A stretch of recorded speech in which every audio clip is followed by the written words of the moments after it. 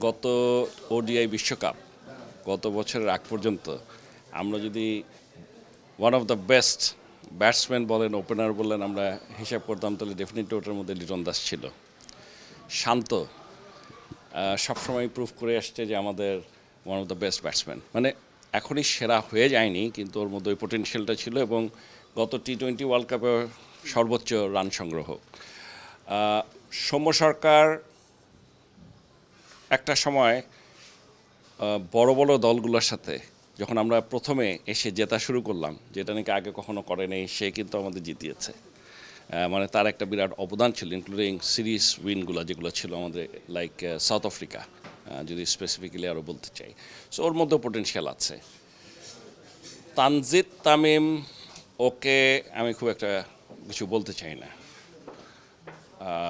কারণ নতুন যে খেলোয়াড়গুলো আছে তানজিদ তামিম, তৌহিদ হৃদয়, অনিক, মানে আমি বলবো যে এরা, আমাকে যদি জিজ্ঞেস করেন ওরা যে একেবারে এখনই বিশ্বকাপে মানে সবচেয়ে শক্তিশালী দলগুলোর সাথে বিশ্বকাপ খেলার মতো খেলার হয়ে গেছে তা না, কিন্তু ওদের পোটেনশিয়াল আছে এবং ওদের যে পোটেনশিয়াল আছে এটা অলরেডি তারা প্রমাণ করছে।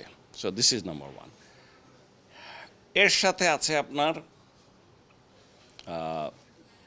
সাকিব এবং মাহমুদুল্লাহ রিয়াদের মতো অভিজ্ঞ খেলোয়াড়। সো আমি বলছি যে টিম কম্বিনেশনটা ভালো। এখন রান প্রত্যেক দিন প্রত্যেকে পাবে এমন কোনো কথা না, কিন্তু যে জিনিসটা আমরা দেখতে পাচ্ছি যে তারা অনেকের জন্য সময়টা একটু বেশি সময় হয়ে যাচ্ছে, এতদিন রানে না থাকার কথা না, এটা অনলি একটা ম্যাচ রান করার পরে ঠিক হয়ে যাওয়ার কথা। মানে ওই কনফিডেন্সটা ইজ ভেরি ইম্পর্ট্যান্ট। আর টি-20 ম্যাচটা খেলাটাই এমন যে আপনাকে প্রথম দিকে যদি আপনি রান না তুলতে পারেন, পরে এসে খুব একটা কিছু করার থাকে না, ওই সুযোগটা যদি না নেন আপনি। এর সাথে যেটা আমি বলবো যে আরও একটা সমস্যা হয়েছে, সেটা হচ্ছে যে আমরা এতদিন যে সমস্ত উইকেটে খেলেছি, প্রথমে যেই ধরেন ইউএসএর সাথে যে উইকেটে খেলেছি সেটা বুঝতে আমাদের সময় লেগেছে।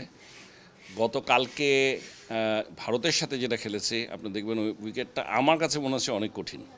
আর ভারতের বোলিং বলেন, ব্যাটিং বলেন, তারপর ওরাও কিন্তু 3-4 ওভার বেশ দেখে শুনে খেলতে হয়েছে, ইটস ওয়াজ টাফ। এবং আমরা ওখানে দেখা গেছে যে পেস সবচেয়ে ভালো কাজ করছে এবং আমাদের ইনজুরির ভয়ে আমরা কিন্তু তাসকিন মুস্তাফিজ ওদেরকে খেলাই নেই।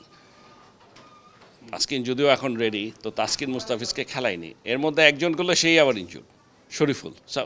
এই যে আমাদের যে ইনজুরি প্রোন খুব বেশি আমাদের খেলোয়াড়গুলো, এটাও একটা সমস্যা। সো আমি বলতে চাচ্ছি যে আশা করছি, মানে এই উইকেটটাও এরকমভাবে আমরা ভাবিনি, কারণ প্র্যাকটিসের জন্য গিয়েছি যখন একটু ভালো উইকেটই ভেবেছিলাম। কারণ বিশেষ করে আপনি যদি দেখেন সবচেয়ে ভালো ব্যাটিং উইকেট কোথায় দেখেছি আমরা, টি-20 ওডিআই ওয়ার্ল্ড কাপে। গত ওডিআই ওয়ার্ল্ড কাপে এটা ব্যাটিং প্যারাডাইস। আর এবারে সে এখন পর্যন্ত যেসব জায়গায় খেলেছি ব্যাটিং প্যারাডাইস একটা বলা যাবে না।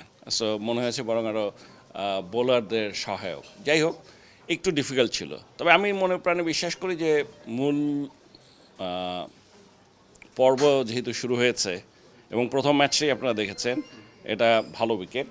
আমার ধারণা আমাদের আগামী দিনের উইকেটগুলো ভালো হবে। টি-20তে তো এটাই যে আপনার প্রথম 6 ওভারের অ্যাডভান্টেজটা আপনি যদি নিতে পারেন তাহলে আপনার স্কোরটা বড় হবে, তা নাহলে হওয়া কঠিন।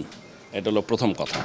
সো আমাদের আনফর্চুনেটলি উপরের দিকে যারা আছে তারা রান পাচ্ছে না, কিন্তু তারা যে কেউ ভালো ব্যাটসম্যান না বা পারে না এমন তো কোনো কথা না, হচ্ছে না। কাজেই যেদিন হবে সেদিন ভালো করবে। আমরা এইটুকুই আশা করতে পারি যে তারা তাদের ফর্মে ফেরত আসবে। টি-20 ক্রিকেটটা ফেয়ারলেস ক্রিকেট খেলতে হবে। এখানটায় ভয় পাওয়া পেয়ে ক্রিকেট খেলা টি-20 না, এখানে সাহস নিয়ে খেলতে হবে। আমি আশা করব যে যেহেতু তারা জাতীয় দলে সুযোগ পেয়েছে, বিশ্বকাপে বেস্ট যারা খেলছে তাদের মধ্যে সুযোগ পেয়েছে, তারাই দেশের সেরা, এই কথাটা বিশ্বাস করে তাদেরকে খেলতে হবে। তাদের উপর আমাদের আস্থা আছে এবং তারা যেন ফ্রিলি তাদের ন্যাচারাল খেলাটা খেলতে পারে সেটাই বলবো। অত চিন্তা ভাবনা করে খেলা যাবে না। আপনি দেখেন যে সমস্ত দেশ ফ্রিলি খেলছে, কানাডা বলেন, ইউএসএ বলেন, ওদের কোনো প্রেশার নাই, ওদের দেশে কোনো দর্শক প্রেশার নাই, ওরা ফ্রিলি খেলে যাচ্ছে। টি-20 এরকম ফ্রিলি খেলতে হবে প্রত্যেকেই। দেখেন তানজিদ তামিমের পোটেনশিয়াল আছে, এটা এটা অস্বীকার করার কোনো লাভ নাই। তৌহিদ হৃদয় পটেনশিয়াল আছে, ওরা ভালো খেলছে, ওরা যে খুব খারাপ খেলছে তা না, ওরা তো একেবারে নতুন, ওদেরকে তো এত তাড়াতাড়ি দেওয়ারই কথা না। সো সাকিব আছে এক্সপিরিয়েন্স, মাহমুদুল্লাহ রিয়াদ আছে, এখন আসেন তার আগে যারা আছে এদেরকে যদি আমি নিয়ে কথা বলতে চাই তাহলে ডেফিনেটলি এখানে সৌম্য, লিটন দাস, শান্ত,